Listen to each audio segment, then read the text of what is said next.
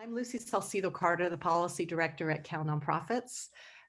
This is the webinar on the new California Small Business COVID-19 Relief Grant Program.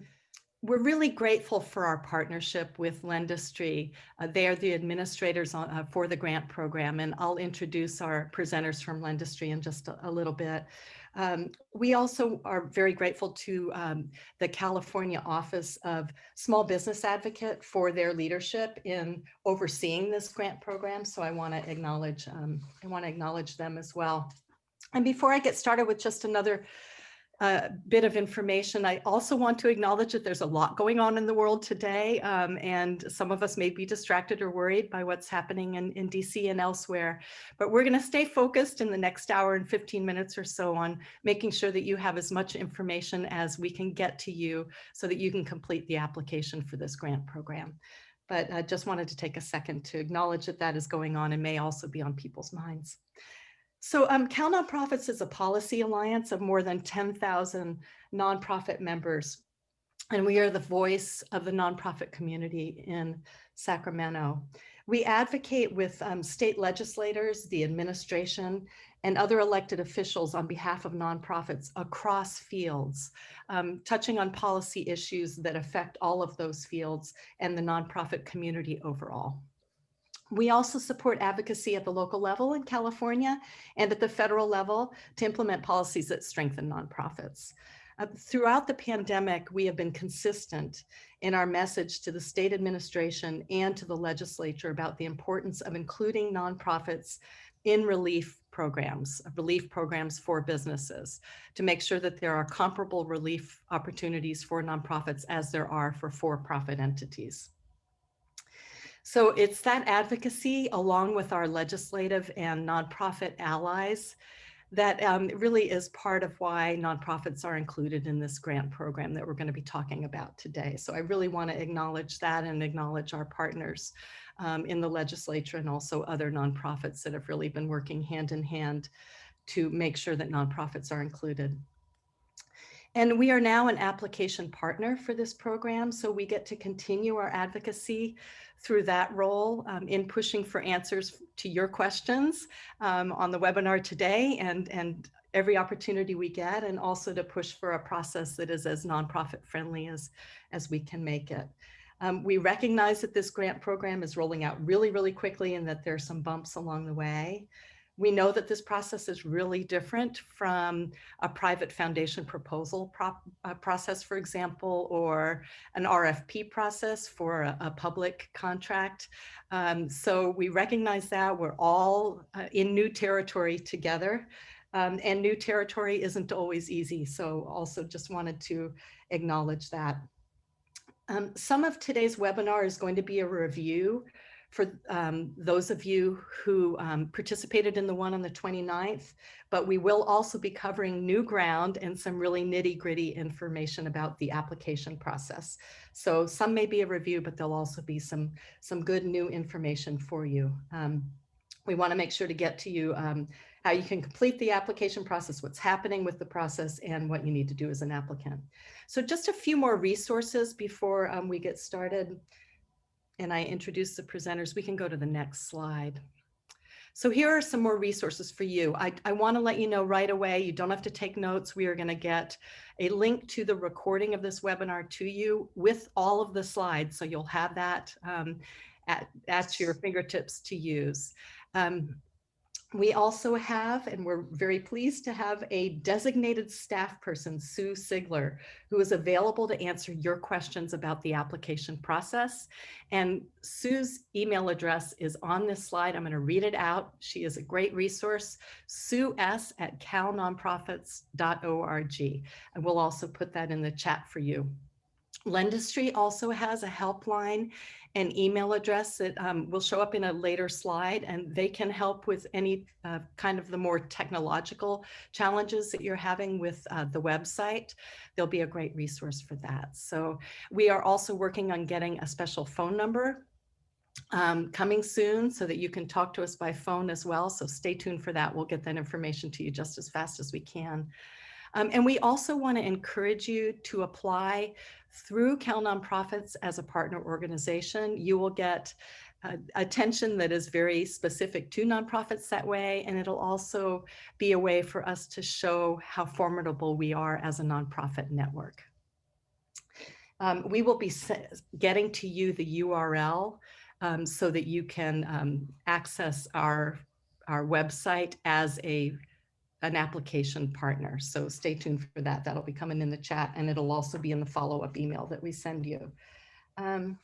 I think that maybe it is time to now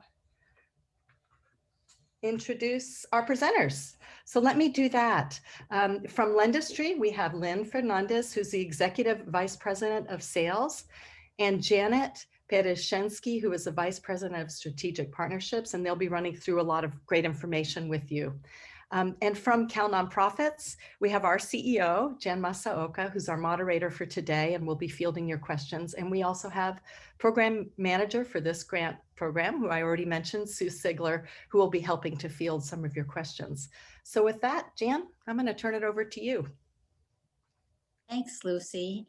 And I know a lot of you were on the first webinar we did with Janet and Lynn, and they were so popular, we had to ask them back. You know, I feel like kind of they're like a nightclub act that was so great, we had to ask them back. So we're really happy to have them. And just to remind you that lendisery is the lending institution that is the sole administrator for this program.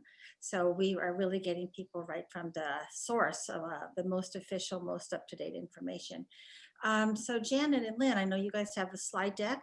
I see I've been reading the questions in the Q&A, and a lot of these are going to get answered through the slide deck. So let's go ahead and start with the slides. And to let all of our participants know also, you know, I'm going to maybe interrupting them every once in a while to ask a question, but we also sent them a list of the most frequently asked questions we're getting from nonprofits. And so hopefully they'll be able to respond to those as they go through the program. Okay, so take it away, Janet and Lynn. Hi, Jan, and this is Lynn, and Janet is going to go through the deck in just a minute. And I just wanted to thank you, Jan and Lucy and Sue, and I think Sue and I are going to become best friends here with all of your questions as we're going to be talking back and forth. I wanted to welcome everyone, and as everyone has said here, we did do a presentation, but things are moving quickly, and so we have a lot of updates, and those will continue to occur, especially as we get your questions and we incorporate them into our materials and our FAQ. So we hope that you'll be getting more information today, and we also know we'll be walking away with more questions, and that's okay. We'll follow up and get those answered for you. Janet's going to walk us through the whole process, and I think many of your questions will be answered through that, because some of them are exactly about what do you put in certain places of the application, or how do you fill out a disclosure. So I think we'll answer many of them, and then we'll try to go through some of them at the end of the presentation. As far as our roles, I know as you introduced me, leading the sales team, but what does that mean to all of you is my team works with our partners, such as Cal Nonprofits, but also my team processes all of your applications. So at some point here, you'll maybe talking directly to someone on the lendisery team who is working on your specific application, but that is what we are doing. Like I said, we're adding to the frequently asked questions section of the website, so we'll continue to add there. So that's a really good resource for you. And your feedback has really been helpful in us being able to get that material. I did want to give you a couple of quick updates, because I know many of you have already applied and you were not able to go in and edit and upload your applications. You should be getting emails today giving you that access again. We did slow that down. We wanted everybody to be able to get in and apply, because certainly applying is the most important first step, and then allow you to go back in, edit, and go back in and be able to upload. I know, because we have profit and nonprofit, that we have people that have gone into the wrong one, and that's okay. Let us know that. We'll get it corrected. We'll get you into the nonprofit if you inadvertently went into the other one, and we'll be able to make those changes. So remember, as this process is going through, that you have until the 13th of January. So we have time. you'll have time to make the edits, get the uploads in, and we're here to help. So I want you to, when you get that email, that's great, but you don't have to go in immediately. If you want to have your questions answered, make sure that you have the information ready to upload. That is absolutely fine. We have until the 13th. Also, as you mentioned, we have our call center, which is primarily designed to help you with the technical if you're having problems with the site. Various times are busier than others. Sometimes you can get through pretty quickly. Other times they will do a callback. But I would just ask you, if you do get a callback, watch out for that 800 number that will be coming, because we found a lot of times when we're calling back that our calls are not being picked up. So if you have a callback coming, it will be an 800 number. I can't tell you exactly which one because we have a lot of representatives, and so the numbers will vary, but they will be an 800 number. So watch out for those. And just want you to know, we are here to help. That is our role. And we will work with Jan, Lucy, Sue, whole team to help and support you. Some of your questions may be very specific to your individual organization, and we'll try to work through those and get the answers as we go through. So the frequently asked questions will probably be one of the ones that are more applicable across the board. What we're learning a lot about all the wonderful things you do, and you're an amazing group of people, and it's very makes us so excited to hear about the great things that you're doing. Jan was sharing with us the many great things you're doing as organizations to help and to serve others. So we're here to help and serve you, and appreciate all of you attending today. And I'm going to turn it over to Janet Prashensky, who is our VP of Strategic Partnerships, and she'll walk us through the process and the website. Hi, everyone. Thank you so much. I'm very excited to be here today. We'll be virtually here. And first of all, thank you all for your commitments to your community. We appreciate all the hard work that you're doing. So let's get started. Next slide, please. So let's go ahead and talk about the program. Next slide. All right, so we're going to go through the process overview, and I'd like to mention that we're going to be going through the specifics of the process throughout the presentation, but this is the overview of the program. So applicants are going to go through the CA Relief Grant website and apply. You're going to go through a document collection process where you're going to upload your financial documents like your tax returns, your legal documents, and then you're going to go through a scorecard process. This just ensures that we're helping those most impacted by COVID-19 and those organizations that are serving underserved communities. And so you're going to go through that process. If you're approved, you're going to go through a validation step where you're going to be asked for an additional legal documents. Then you're going to be send over the grant agreement and the W-9, and then we'll go ahead and distribute the award. If you applied through round one and you're put on a wait list, you will be notified. If you were not selected or you did not meet the minimum requirements, you'll also be notified. Round two dates are still to be determined, and we'll go ahead and update our website as we get those dates solidified. Next slide, please. All right, so what is the program? So it's a $475 million funding administered by the California Office of the Small Business Advocate. Will be distributed by lendisery with certain third-party designated partners, right? So when you go on the CA Relief Grant website, you'll be able to choose to find a partner. You can select via language or county. The first round, we're going to be giving out $237.5 million. For the second round will be the equal amount as well. This program is not on a first come, first served basis, so please keep that in mind. Say, for example, you don't have time during the day to apply, feel free to apply at night. As long as you get all your documents and material in by January 13th, you are eligible for, you'll be given the opportunity to apply. So remember, this is not first come, first serve basis. The application portal for each round will be open for applicants, so that is currently open right now. So feel free after this webinar, please review the application guidelines that are available on the website if you go on information for applicants. Partners will provide technical assistance to business owners and nonprofits. So nonprofits, feel free to reach out to Cal Nonprofits, to Sue if you have any questions. They'll be able to answer any questions that you may have. Once applications are received, LendIssury will process for eligibility. Once rounds are closed, grant and awards will be distributed based on the program priority factors.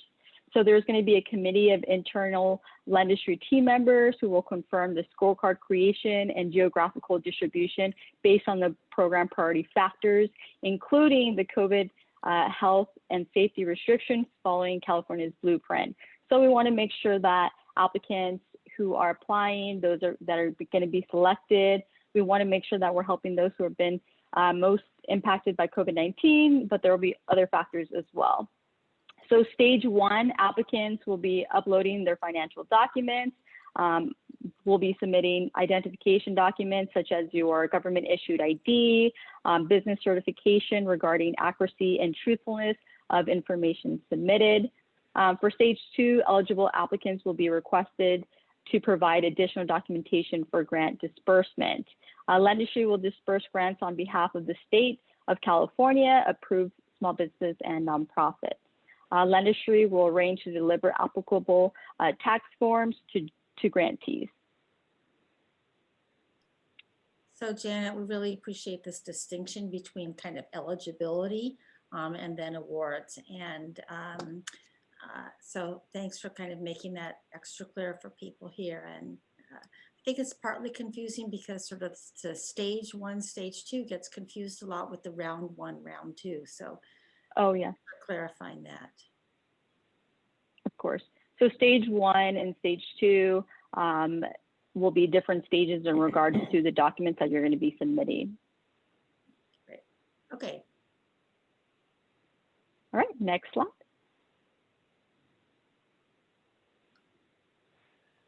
Let's talk about grant eligibility. Eligible businesses and nonprofits must have a physical address and operate in California. LendIssury will not be accepting PO box addresses, so just make sure you have a physical address when you apply. You must meet the definition of eligible small business or nonprofit, so revenues of 2.5 million or below. Say, for example, you generated or you received in grant fundings or whatever the revenue is above 2.5 million, you will not be considered. It has to be 2.5 million or below. Active nonprofits are operating since at least June 1st of 2019. So there is that minimum requirement operation date, June 1st, 2019. We usually base this off a legal document. Businesses must be impacted by COVID-19, or nonprofits must be impacted by COVID-19 and health and safety restrictions, such as nonprofit interruptions or closures as a result of COVID-19. Nonprofits must be able to provide organizing documents, including 2018 or 2019 tax returns or Form 990. This will, when you're looking at the revenues, we'll be looking at line 12 of that 990 form. And we'll also be asking for legal documents from the Secretary of State, such as articles of incorporation, certificate of organization, fictitious business name if you have one. Applicants must be able to provide acceptable form of government issued photo ID. So what does this mean for nonprofits who don't have an official owner, because they oftentimes they're serving the public? And so this is going to be for the individual who has been designated by the board or the organization to represent the organization when applying for this grant. So it's important that typically, oftentimes it's going to be the executive director or their CFO. Obviously, we want to abide by the board's decision. So whoever the board selects or the organization selects to apply on behalf of the organization. Within the application, you will get a question in regards to ownership. At that point, you can just put 0% owner. We will need personal information in regards to that individual that was selected to represent that nonprofit. So we'll need their home address. Typically it should match their government issue ID, but if they moved, just put the most accurate address on there. We will need personal information like SSN. Because they are signing on behalf of the organization, we do need that personal information. I just want to make that clear that we are requiring that. In case you have an individual that was selected and they say, why do I have to put in my information? That's something that we do require. Applicants with multiple business.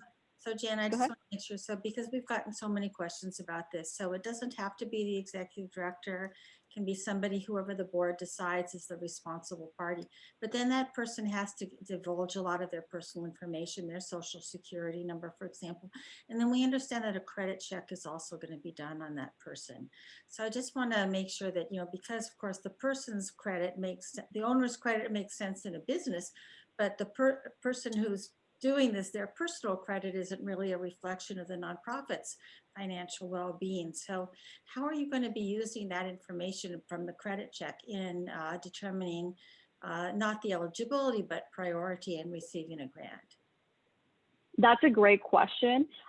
So we require that personal information from that individual, and it doesn't have to be the executive director. It could be the individual selected by the board. And we utilize that information because we do pull what's called a soft credit pull. And it's not necessarily to check someone's credit or history. It's more so for fraud measures and for measures in regards to if we can give this individual funds for the organization. It's called the Office of Foreign Assets Control. And you'll see that those details in the application certification that applicants will have to complete and submit. So it's not for the purpose of credit checks, it's for the purpose of fraud measures and also for the purpose of getting a background check for the Office of Foreign Assets Control, which is something that we do require. And more descriptions are provided in the certification application that is available.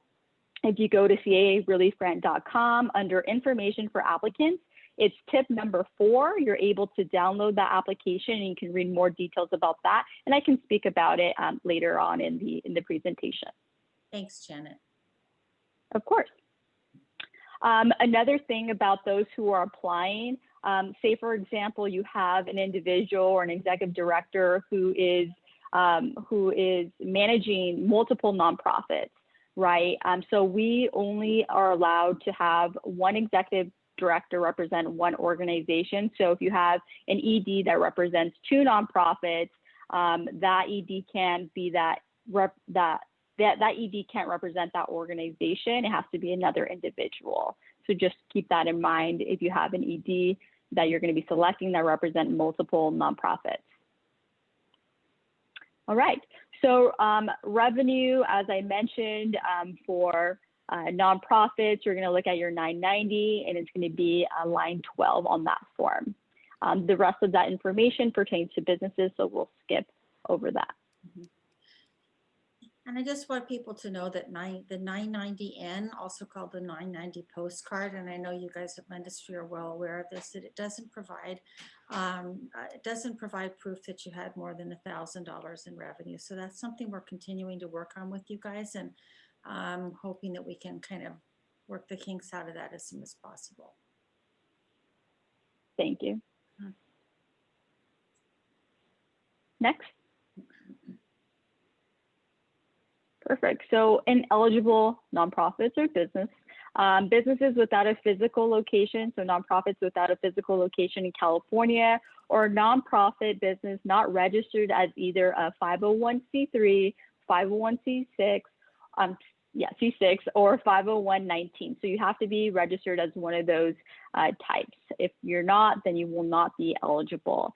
Government entities other than Native American tribes or elected officials. Businesses primarily engage in political lobbying activities regardless of whether such entities qualify as a 501c3, 501c6, or 501c19.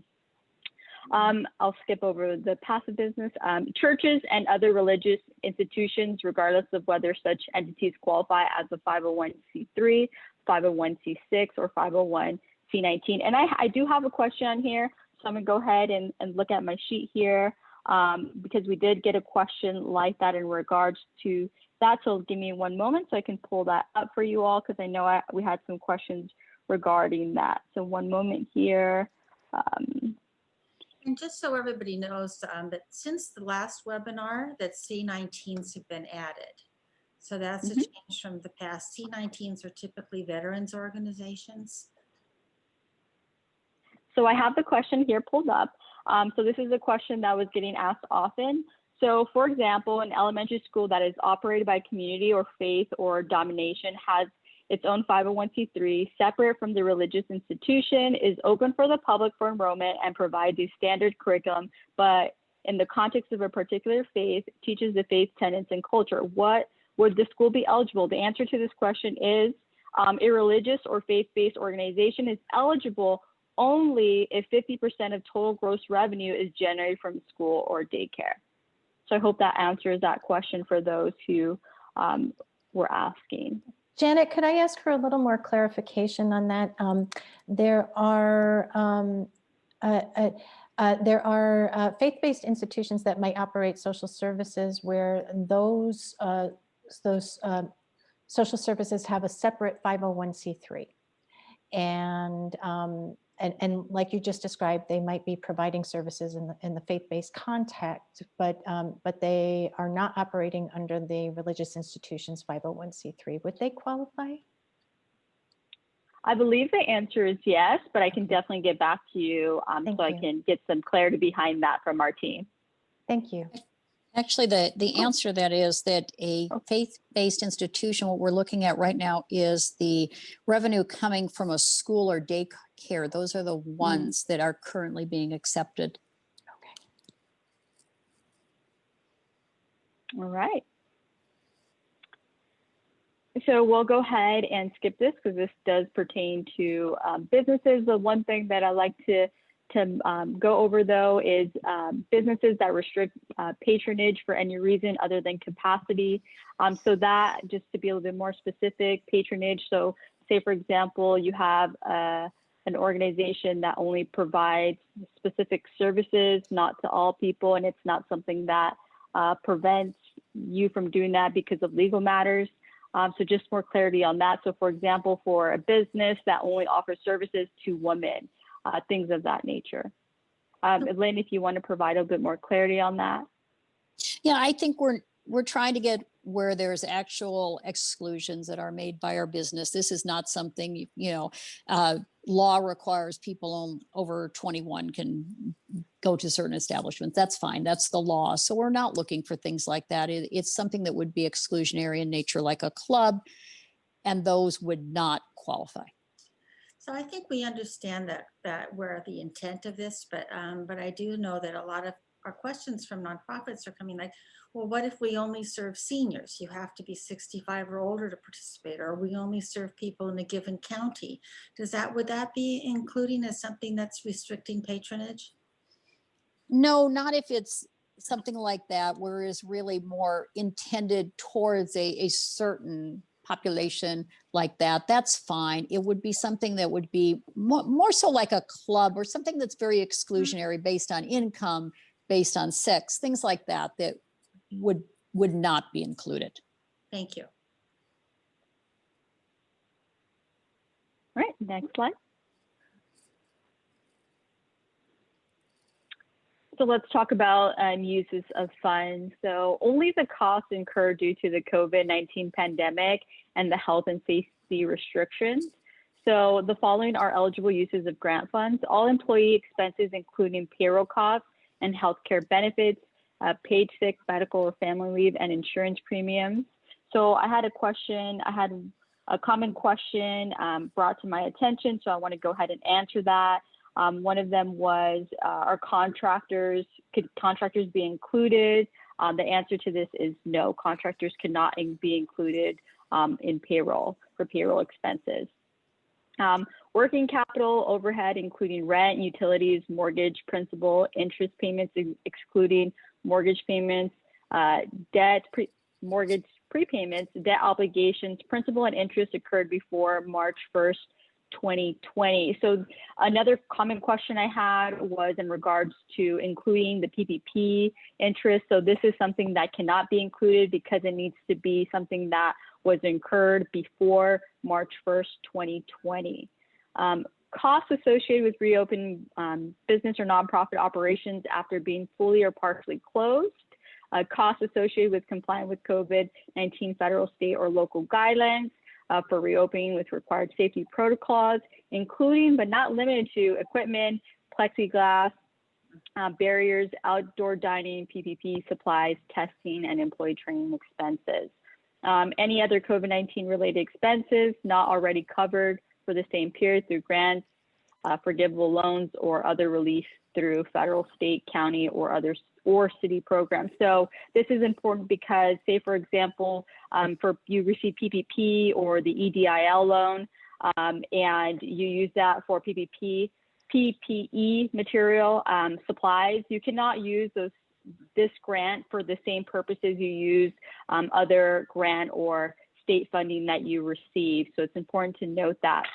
It's also important to make sure that you're keeping your receipts for at least 3 years, because at any time you can be audited. So just for abundance of caution, please just keep your receipts for at least 3 years in case there's an audit.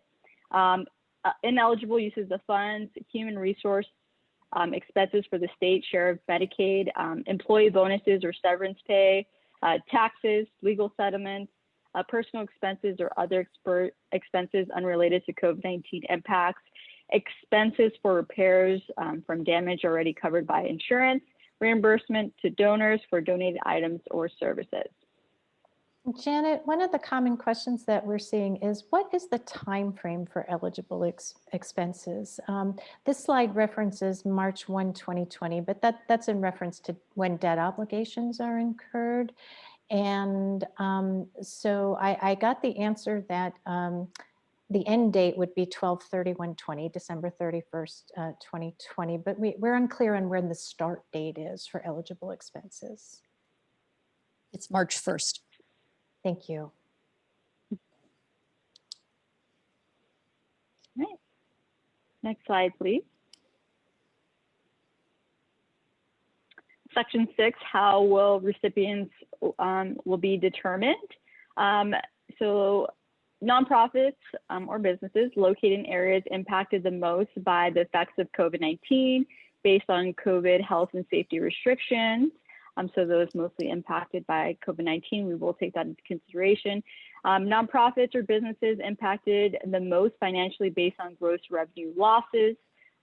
Nonprofits, certain impact industries, including retail, food, hospitality, health and wellness, and personal care. If you don't fall into one of these categories, it does not mean that you will not be selected. It just means it's one of the components in the selection process.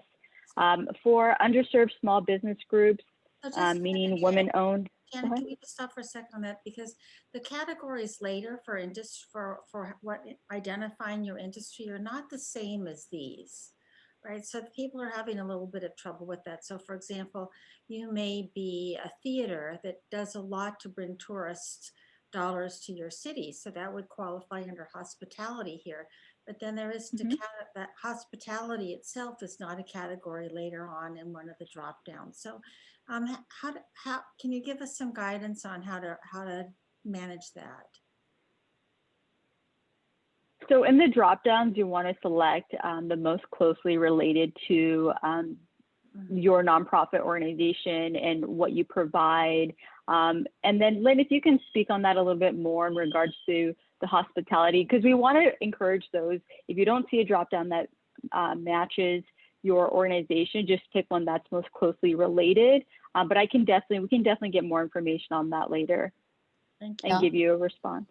Yeah, well, Jan, let's look into that, or Sue, as we can talk about and see what the options there, so we can provide more guidance on that.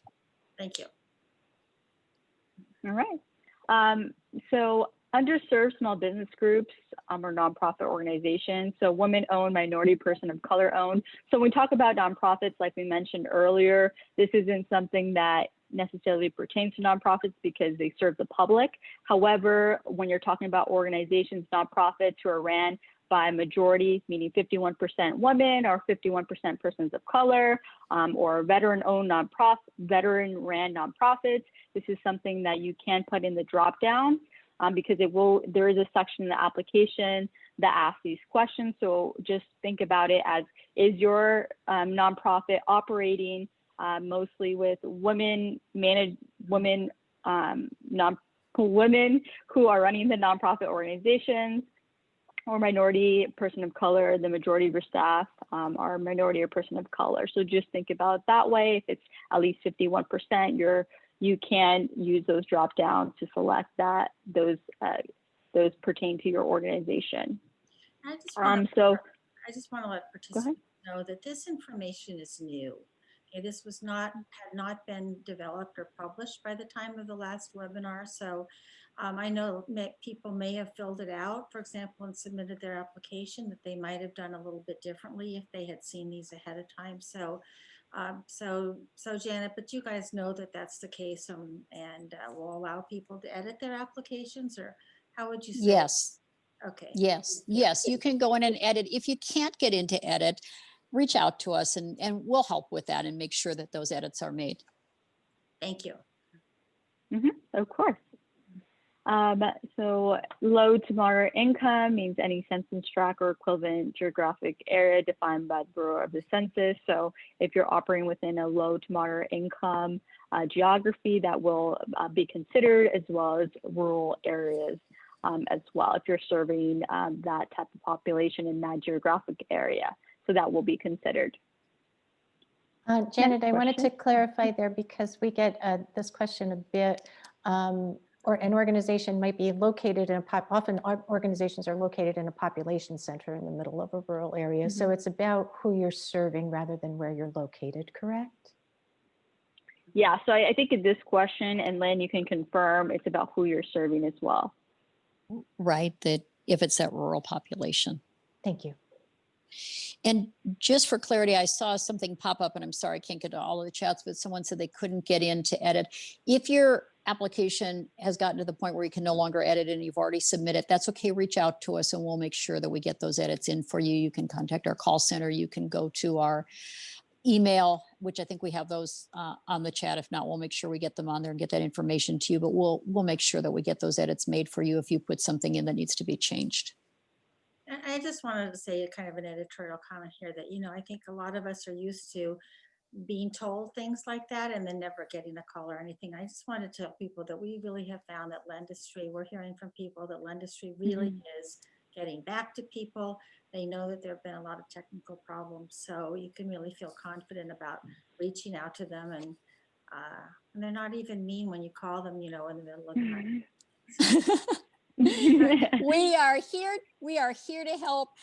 If you call, like I said, sometimes it might be a callback or it might not be an immediate response to your email, but trust me, we're going through every single one, and we're working with Jan, Lucy, Sue, and we will make sure that we get those responses to you. And if there's an update that needs to be made, we'll make sure we get the edit in. All right, next slide, please. So grant funding structure. So annual gross revenue, 1,000 to 100,000. You'll be eligible for a $5,000 grant. Annual gross revenue greater than 100,000 up to 1 million is $15,000 grant. Annual gross revenue greater than $1 million up to 2.5, it's 25,000. And I just want to note, if your nonprofit needs only $3,000 and the request amount, you put $3,000, we will honor that $3,000. And then the max would be $5,000. So if you feel as your nonprofit only needs a amount lesser than what is the max amount in your income category, feel free to do that. It frees up some funds for other small businesses as well. Next slide. Oh, sure. No, go ahead. Go ahead. Oh, well, so in the SBA, which I realize this is not about, but in SBA, women-owned, you are certified as a woman-owned business, that woman or women also have to be citizens, but that's not the case here. Is that correct? That's correct. That's correct. Thank you. Because I think one of the many things we appreciate about this program is it's let all volunteer organizations be eligible, which we're not for PPP. And that it's also something that people that are undocumented can also apply through. So those are two things we want to appreciate. Correct, yes. And we would need a ITIN number for those. So required documentation. So complete a grant application made available through our online portal by lendisery. So a grant application, so we do have an application certification. So I just wanted to note that before you apply, you're gonna go to careliefgrant.com, and the information for applicants, we do have the guide available. So if you have any questions, please refer to the guide. It's definitely helpful. We have tips for applying. We have the application certification there that you'll download after you apply. You'll upload in your portal account. So if you want to prepare that beforehand, I think that would be great. So that is available. Please feel free to use our website as a resource. It's very helpful. We also have webinars from all our different partners that are going to be hosting in different languages. So please take advantage of that. As we are here at the Cal Nonprofits webinar, if you speak another language other than English, we do have that available. Upload selected financial and organizational documents and self-certify the accuracy of the information by signing the application certification. This is where I mentioned that this is available on information for applicants on our website. It's tip number 4. As I mentioned to you when we're talking about the individual who's representing the nonprofit, why do you have to put down your personal information? It gives you a great description of why we need it. Like I said, the OFAC check, Office of Foreign Assets Control, it has other questions on there as well. So feel free to go online and review that. So the following information is required for all applicants in stage 1, not round 1, stage 1. So a copy of signed certification from reference above, most recent tax return file 2019 or 2018, or your 990 form, providing electronic form for online upload. We need all pages as a PDF or JPEG. An acceptable form of government issued photo ID, providing electronic form or JPEG PDF. We want to make sure it's a good picture, make sure it's clear. So any government issued ID, like your passport would be acceptable, your driver's license would be acceptable, the California Real ID would be acceptable. Accessible evidence of minimum gross annual revenue of no less than $1,000 per year. As Jan mentioned, we are looking into the forms 990 that don't have that revenue requirement. So we are working on that. But those that do have the 990, you would reference line 12, and that's what we would use. So we wouldn't need an additional document. We would use your 990 form and look at line 12. So stage 2, so additional requirements for businesses determined to be eligible. So if you are eligible, you'll go ahead and be notified. We do need additional documentation. For example, your articles of incorporation, certificate of organization, fictitious name of registration, government issued business license. That only pertains to sole proprietors with a fictitious name.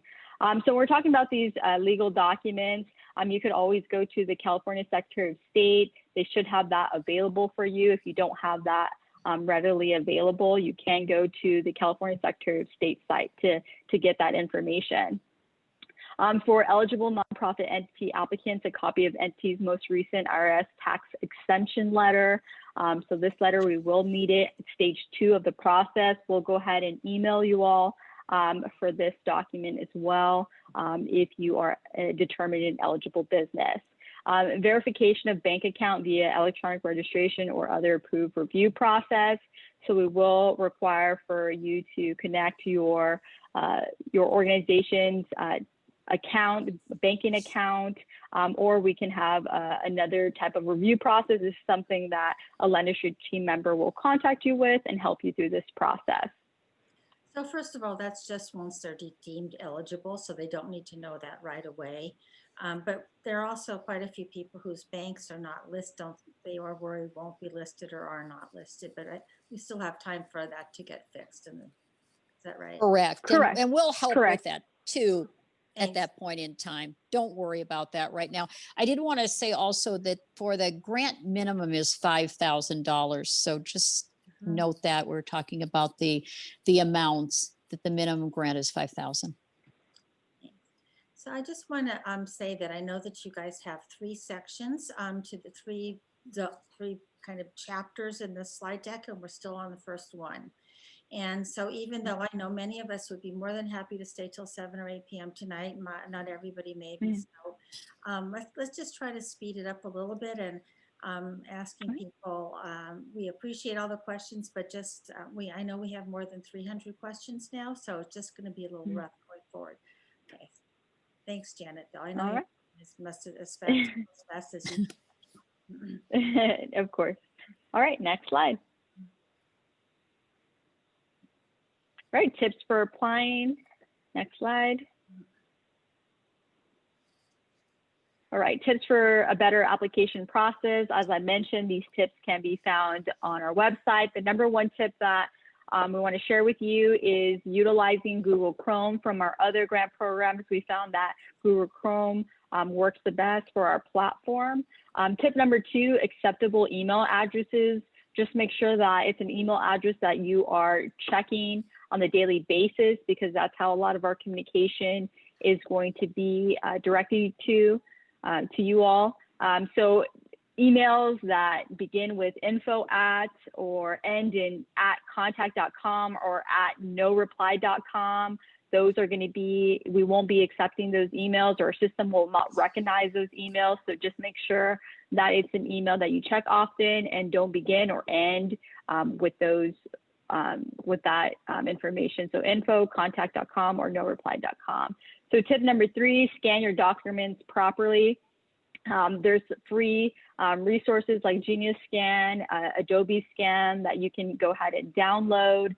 Make sure that when you are taking pictures that it's clear, we can read it. And so it's important that we do have, because we won't accept the document if the scan is not clear. Next slide. So those are examples on the left of acceptable electronic submissions, and the ones on the right are not acceptable. So just make sure when you're scanning your documents, we can clearly see it, we can clearly read it. Next slide.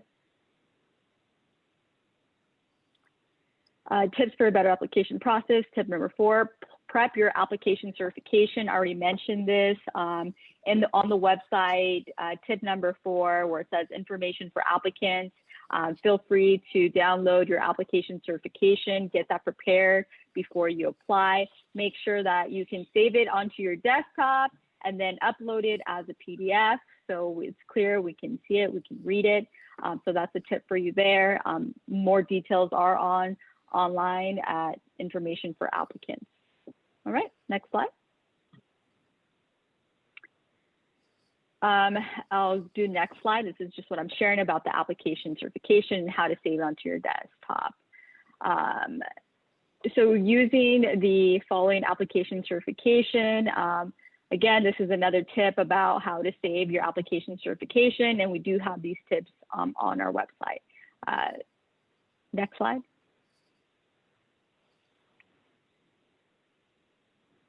Application certification for nonprofit businesses. This is the document that I was mentioning, that again, you can find at careliefgrant.com. You can download, you can read. It has a more thorough description of information that we will need to know. You'll make sure that you initial every question, and then there's another page that you're going to go ahead and sign. So just make sure that you initial everything. We can see, we can read that initial, and then there's going to be a signature. You read through that information. It basically reiterates what we've discussed in the guidelines and other important information, like I mentioned on the OFAC, so the Office of Foreign Assets Control. It also refers to a criminal background as well for the individual who is applying and representing the nonprofit. So you can go ahead and go through that on our website, where you can find that under tip 4. Next. Next. All right, so when you apply, you will receive an email. So an email with your credentials, and on our website, you see that new passwords are coming today. So today you'll receive an email from lendisery with your credentials. Just to keep in mind that your username is always going to be your email, the email that you provided when you applied, and then the password will be giving you a temporary password that you're going to be able to change to your own password, and that's how you'll log in. When you log in, if you submitted your application, you'll see the wording pending document upload. If you didn't submit your application, so say you went through the application and you hit save and close, that means you did not submit your applications. If you did submit your application, you would have hit submit and then type the word yes. And that's how we know you submitted your application. And then when you log in, you'll see pending document upload. This is where you're going to upload your financial documentation, your 990, the copy of your ID, the application certification, and any other material that we're requesting. That's where you'll upload it. Do not worry about connecting your bank account. That's something that we will require in stage 2, and you'll receive an email to do that. Next slide. So if your application is incomplete because you hit save and close, you'll see that when you log in, it'll say incomplete, and we are making changes where that is bold, so you can see that your application is complete. So what you'll need to do is hit edit application and go ahead and submit your application, and go ahead and type yes. That's something that we'll require. Then after you submit your application, you will have the ability to upload the documents that we're requiring.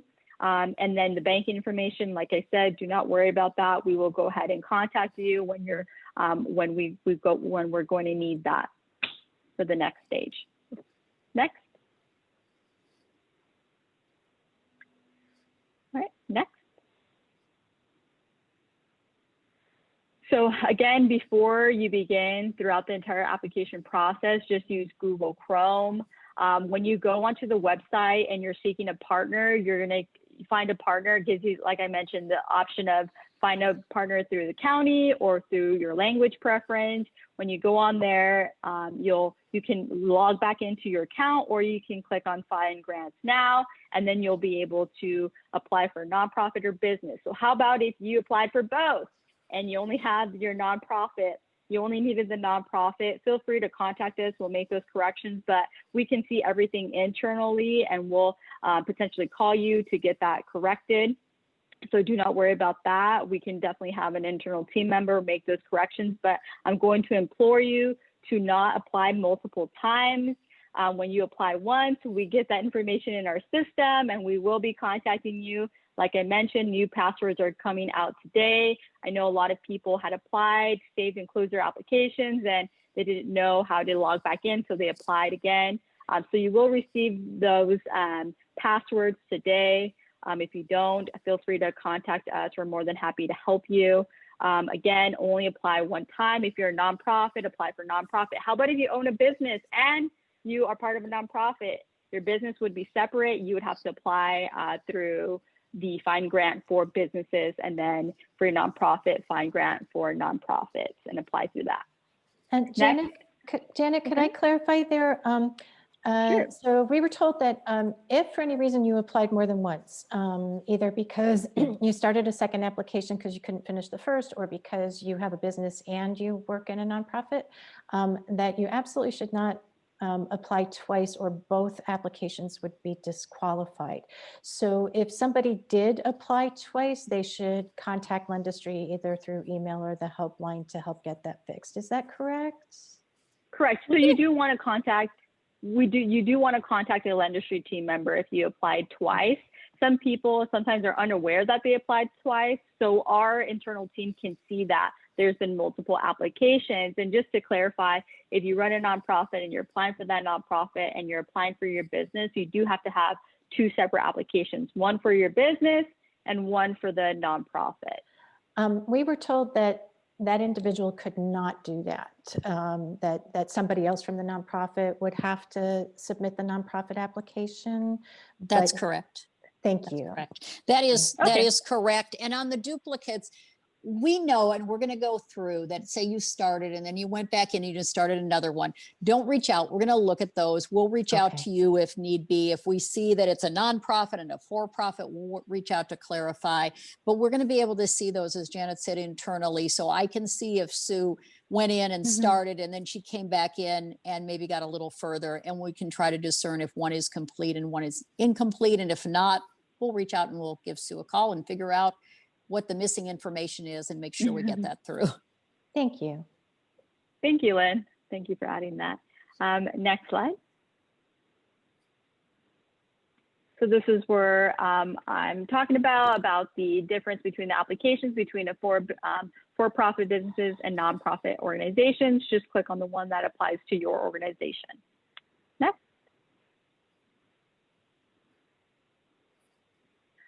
So section 1, getting started with your application. So information needed, it's going to be in regards to the individual that's representing the organization. So we'll need first name, last name, email that you're going to be checking frequently, phone number, the organization's name, and zip code of the organization. We do have texting ability. So if you'd like to get text, a little pop-up will come up, consent for you to consent to getting text messages. Next slide. So what information is needed? As I mentioned, the owner information, in this case, the representative that's representing the nonprofit organization. Like I mentioned, we are going to need personal information like your SSN number. And for percentage of ownership, you would just put 0. There's going to be a terms and condition box, so you want to go ahead and go through that and then click OK if you'd like to move forward. Next. We have a lot of concern about this, continue to have a lot of concern about the credit matter. And I just, but this information is going to be, can't be sold, will not be sold by lendisery or transferred to somebody else or anything like that. I just want to confirm that because it doesn't say that actually, so. No, it won't be used in that way. And you're asking the credit information, it's a soft credit pull for some of you are asking, is that going to show and reflect it? No, it's a soft credit pull, so will not affect you. And we're not looking at credit.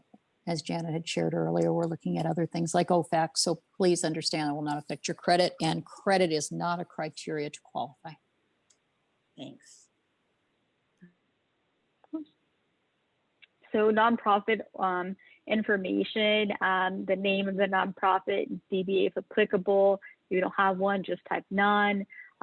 Business EIN, or the organization's EIN, phone number, nonprofit status, confirm that your organization services one of your top 4 program priorities, your address, the organization's start date, the organization's website. If you do not have a website, please put none, type in none.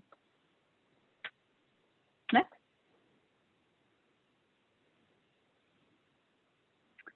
So what information is needed, purpose of the grant, amount requested. For the purpose of the grant, you have to select only one. So just keep in mind that you may use the funds for other purposes. Just select the choice that you feel you're going to use the majority of the funds for. So that's a question that has been asked before. Will the grant create new jobs? And this is just for data collection purposes. If your grant is not going to create new jobs, it's not going to ding you or affect your application in any way, shape, or form. So number of full-time employees or part-time employees. So full-time is an employee considered an employee that works at least 40 hours a week. And this is for those who they're asking when does it start. So as of today, so the number of employees you have currently right now. So just keep that in mind. So again, with a number of jobs created, number of jobs retained, just make sure you put accurate information. This is just used for understanding how this grant is going to impact more people. How to check eligibility for grant in regards to the minimum amounts. Like Lynn mentioned, the minimum amount is $5,000. And then it's $15,000 and $25,000. And there's a box that tells you that the revenue and how much it corresponds to the grant amount and how it corresponds to the grant amount. Next.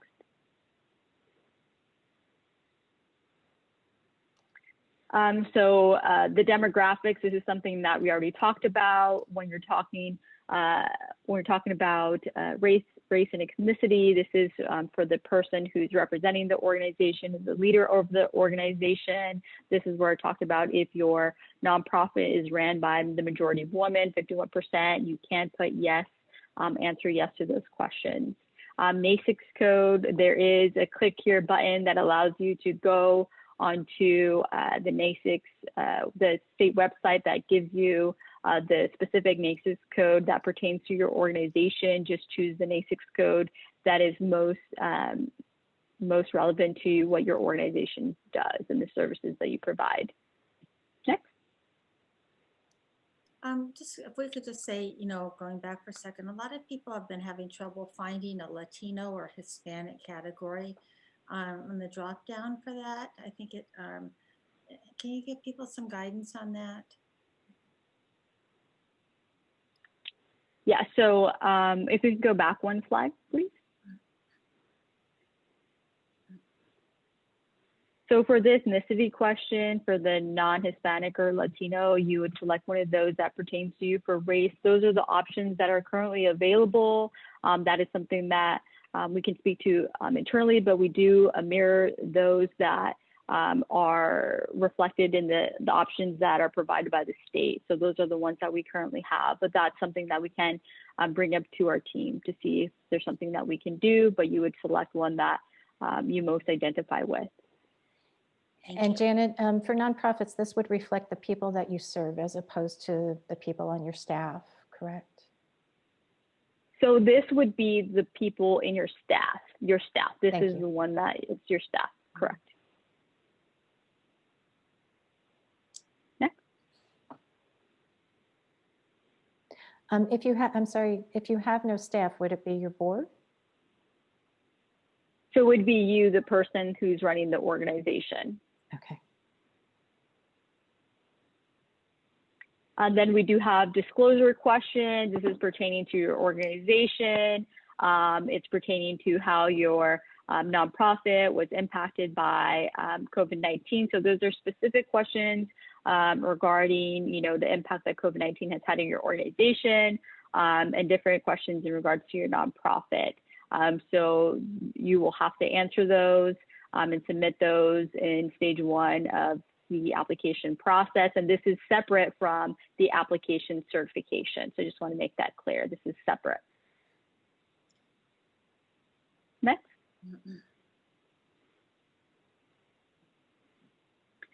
So as I mentioned, when you're submitting the application, if you save your application and finish it later, this does not mean that you submitted your application. You will have to complete the application and hit submit. When you hit submit, you will have to type in yes and then continue. That's how you submit your application. But if you type in yes and save and continue later, then you will not have submitted your application. So it's important you hit yes and continue. You type in yes and continue to submit your application. Next. So after you apply, you will receive an email taking you to, you will receive an email saying that you submitted your application, and then there'll be a link to the portal account. And it'll say, just to be clear, when you apply, it'll say received your application. Today, all the new passwords will go out. And also you'll receive a link to the application certification if you have not yet downloaded from the website. So just keep in mind, I implore you all to check your emails consistently every day to make sure that you're receiving that communication from Lendisery. We do have a help line number on our website, so please go to careliefgrant.com for that. Next. So as you can see, this is what the emails are going to look like when you receive that, that email with your new password. You'll be able to reset that password. You'll be able to log into your account. As I mentioned, your username is always going to be the email that you provided.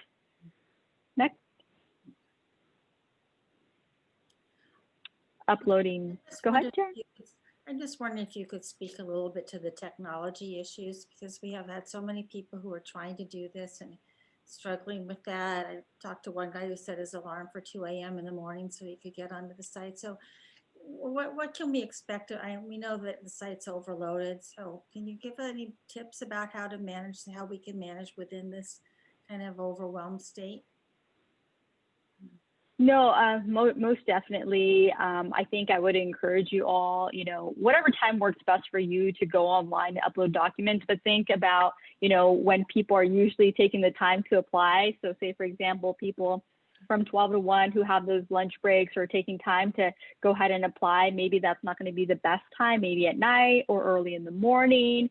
And so we're doing our best on our end to make sure that our technology is running efficiently. And then if they need any technical assistance, they're more than welcome to reach out to our support team members that will be able to assist them with that. And we're constantly making changes on our website, updating that information, updating all the applicants with new technology updates as well.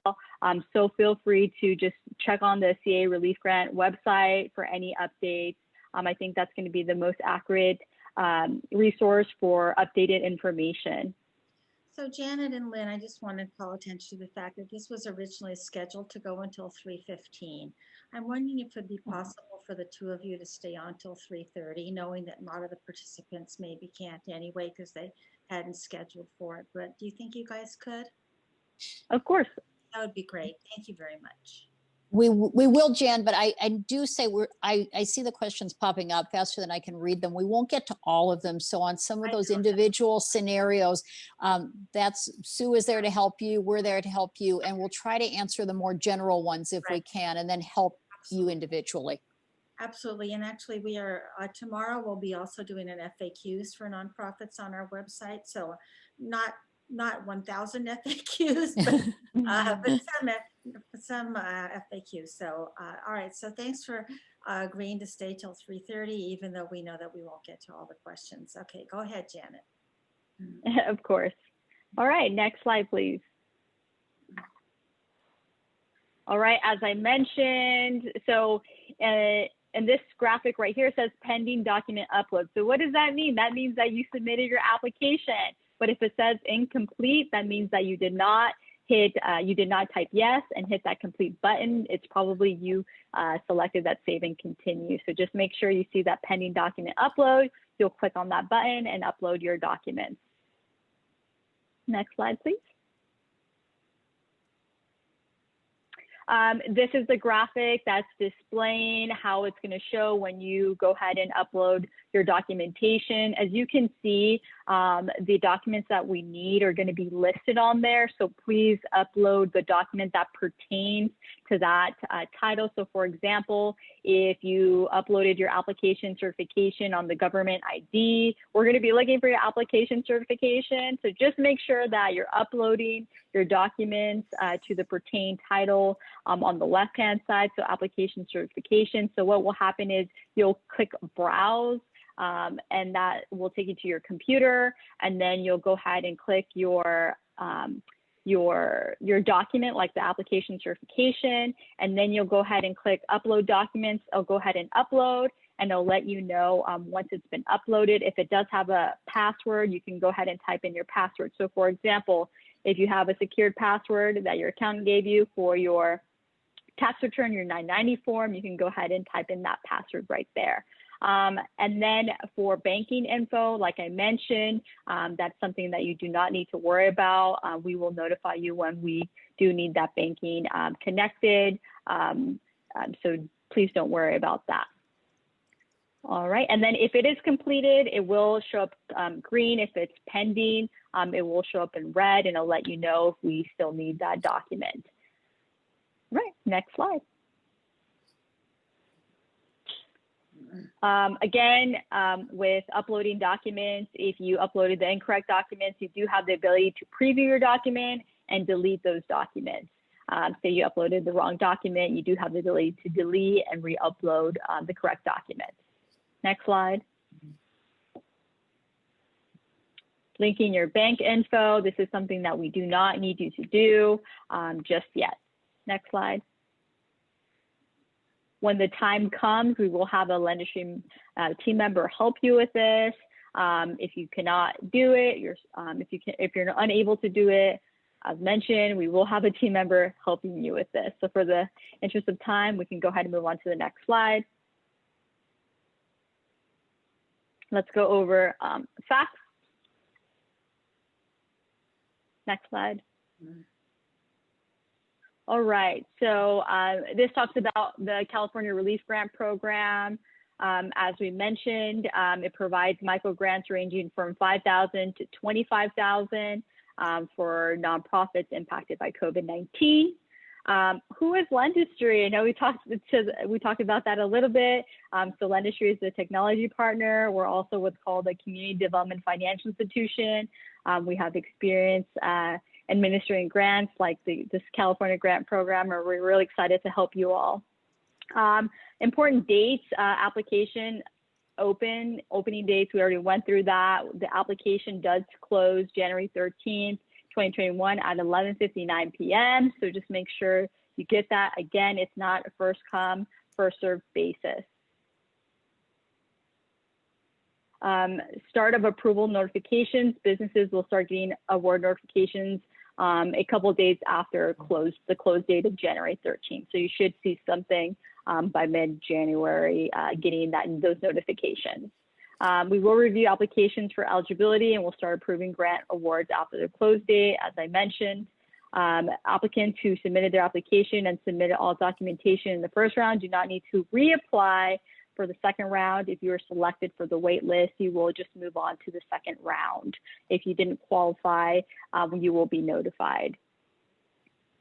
Next slide, please. What are the key dates for the application for round 2? Those are to be determined. We will be updating our website with that information. So just visit careliefgrant.com for that information when the time comes. Next slide. How many rounds are there? There are 2 application rounds. And as I mentioned, visit the website for the most accurate application. Do I need to apply in each round? No. If you submitted a complete application during the application window and you meet the eligibility requirements and are not awarded a grant in the first round, your application will be rolled over into the next round for consideration. So just keep that in mind. If you applied first round, you do not need to apply for the second round. If you're eligible, we'll just move you to the second round. How will grant recipients be determined? As I mentioned, applications were reviewed to be determined whether the applicant meets the eligibility requirements. Obviously, those mostly impacted by COVID-19, and then in specific industry sectors most impacted by the pandemic, and those underserved or the nonprofits serving underserved communities as well. So Janet, will be taken. We have quite a lot of questions about these business categories. And so one of the categories that a lot of people are not finding that there's something they even feel remotely comfortable identifying as. So for example, if they were a child care center, should they put professional services? That makes them sound kind of like a lawyer, for example, or what does the library count as? So I guess one question is helping people sort through that. And also, is there gonna be, if you click unknown, does that mean you're just going to get kind of tossed into the waiting list, or is there any way that people can say a little bit more about what they mean by unknown or other? I guess it's other, sorry. So oftentimes we want to encourage nonprofit organizations to select the industry that most relates to what the services that they're providing.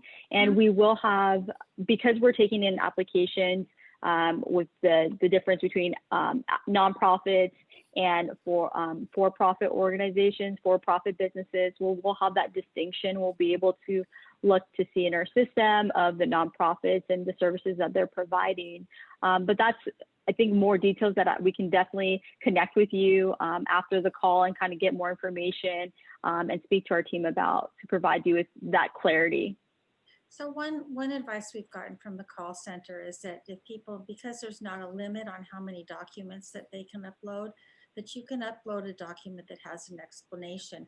But, you know, we're also cautioning people, don't irritate the people reading the applications by sending them a lot, send them like 2 sentences. Is that something that you feel okay about also? I think that you want to upload the documents that we're requesting.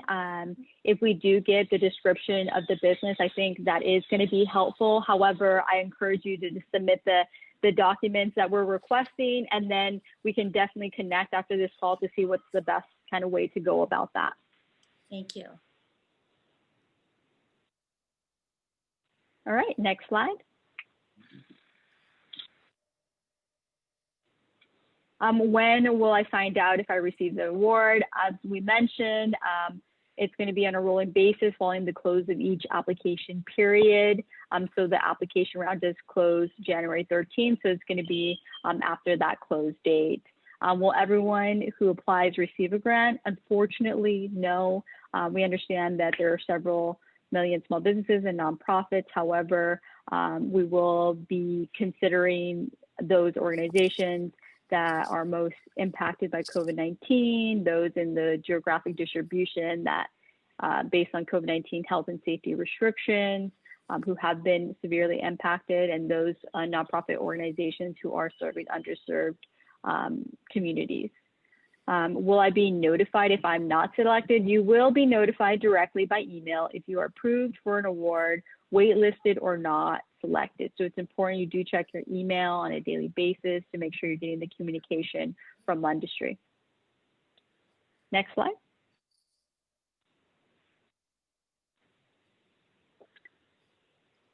All right, so my application was started but unfinished before the application window closed at 11:59 p.m. on January 13th. Do I need to restart my application? If you start an application during the first application window and your application is incomplete, you can log on to your account with lendisery to submit complete application during the second application window. So you do have to submit that application, hit complete and type in yes to submit your application to make sure it's in by 11:59. If you did not complete your application because you hit save and close, you can log back in, submit your application, and you'll be considered for round 2. How will I know you have all my information to be considered? So you'll receive a confirmation email from noreply@mylendisery.com to confirm your application was received. If more information or documents are needed, we will be contacting you. But one thing that I like to note is that when you upload your documents, it does have the list of documents that we'll need. If some items are pending, you know that you're still missing that, you know, ID or application certification to be uploaded. So just make sure you upload all the documentations. But if we are missing something, we will be sending out emails. You will be hearing from our lendisery team members. Confirmation emails come from lendisery at noreply@mylendisery.com. So this is really important in the sense that some individuals, these emails will go to your spam folder. So just make sure you're checking your spam folder as well. There's the ability to unblock lendisery, so our emails are not going to your spam folder. So make sure that you do that. But in the case that you don't know how to do that, feel free to just check your spam folder for that information. So it says place lendisery in your search bar, so that may help with that going to spam folder. So just type in lendisery in your search bar, and hopefully your emails will start going to your inbox. Does it matter which partner organization services and grant application in my area? Yes, you may select any partner that serves your area. Each county in all languages will be at least one partner for which businesses can choose to apply. So Cal Nonprofits, obviously expert in nonprofits. We have Sue and Jan, so feel free to use them to apply through them when you go to find a partner because they are experts in our nonprofits. So something I like to know. Next slide, please. What are the eligible costs for which I can use the grant funds? We went over this. The following are eligible uses of grant funds: all employee expenses. This is where I mentioned that you cannot include contractors under payroll. The other one was, can you include PPP? You cannot. It has to be incurred before March 1st. So PPP, the interest expenses, things of that nature. Costs associated with reopening businesses operations, those will be eligible. So you can definitely see the eligibility requirements. Also on information for applicants, we do have that listed as well. The ineligible, which ones are you not eligible to use? So human resource expenses. So we went over this already. Legal settlements, expenses for repair damage already covered by insurance. Or you can't use the grant funds for use of funds that you already used it for PPP, the EDIL, or other grant funding you receive from state, city, or federal. Next.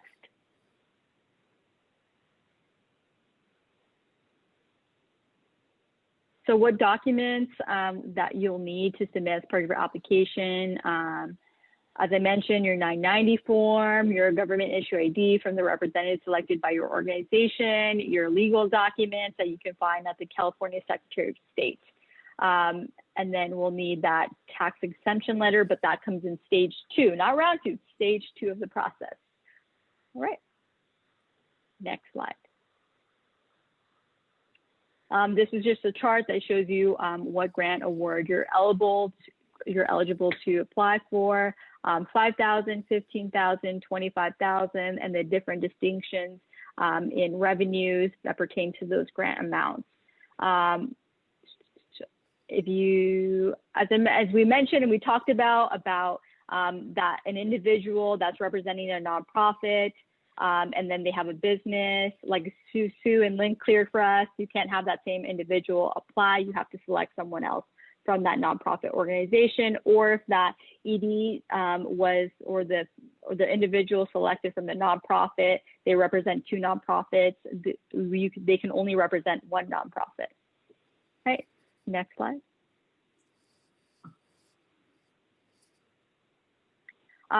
We already went over this, so you can't have max revenue of 2.5 million. So just keep that in mind. It has to be maxed out at 2.5 or less. Government issue ID, we will need that. If you are not a U.S. citizen, you can submit your ITIN number. And you have to be operating in the state of California. Go ahead. Next slide.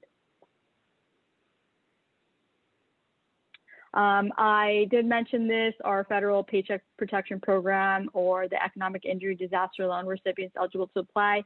Yes, you are eligible to apply. However, funds cannot be used to cover the same expenses during that same period of PPP, the EDIL. We'll skip a couple of questions because those pertain to businesses. So if you do not own a computer, how can you apply? The grant application is mobile friendly, so feel free to apply through your mobile phone. However, we strongly recommend using Google Chrome on a computer for optimal experience. I lost my physical verification paperwork. Can I send a screenshot from the site? No, we won't be accepting screenshots. You can go to the California Secretary of State site to find any legal documents that you are searching. Do I have to pay taxes on the grant proceeds? This is a great question. Yes, prior to February 15, 2022, you will receive tax information related to the grant proceeds, which you'll need to report on your tax returns. Please consult with your nonprofits that are tax exempt will not have to pay taxes on the grant proceeds. Correct, yes. Thank you, Dan. Next.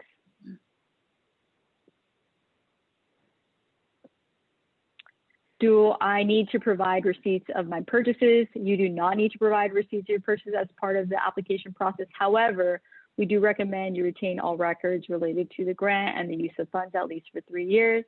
I am undocumented, can I apply for the grant? Yes, non-US owners can apply for grant, but will be subject to ITIN verification through our IRS form CP565. So it says my business or organization, however, the secretary is active. However, the Secretary of State site website is reflecting is inactive. What documents can be provided to show what your organization or business is active? We may require proof of payment of applicable Secretary of State fees.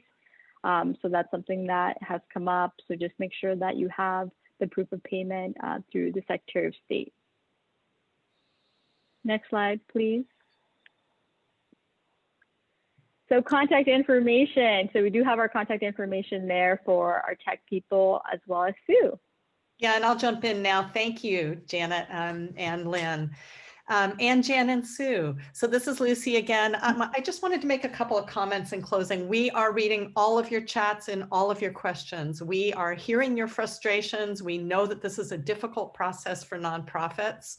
We know that this is like putting a square peg in a round hole. We know that this is very difficult. We did not create this application process or the form. We are going to continue to advocate to get your questions answered. Please watch for the recording and the slides.